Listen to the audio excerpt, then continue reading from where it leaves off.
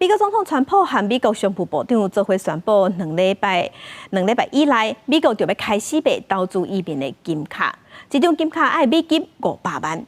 另外，马斯克主导的政府效率部有风声讲，内底有21个科技员工同齐洗头路，原因是因认为马斯克的做法会对美国造成影响。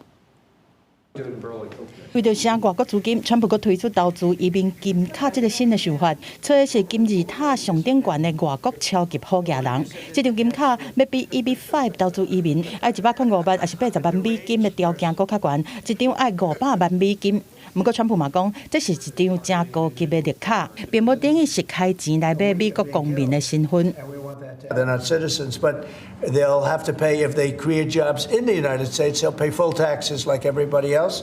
So you're getting big taxpayers, big job producers, and we'll be able to sell maybe 1 million of these cards, maybe more than that. 美国商务部长卢特尼克进一步讲，备端真济 EB5 未来就会停办，会专门换做爱500万美金的川普金卡。针对来办金卡的好野人，美国嘛会针对因来做背景的审查。不过有记者嘛询问着讲，罗西亚掌握权力的寡头敢会当来办卡？对这川普的回答，敢若是肯定的。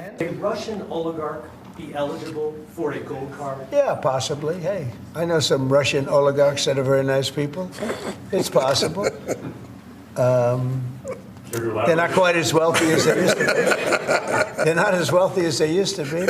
I think they can afford. I think they can afford $5 million.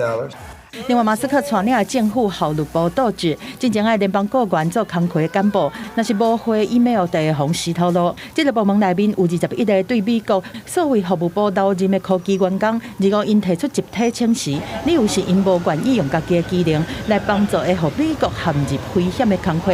尤其马斯克招的真侪人，拢欠必要的技能和经验，因认为讲有严重的风险。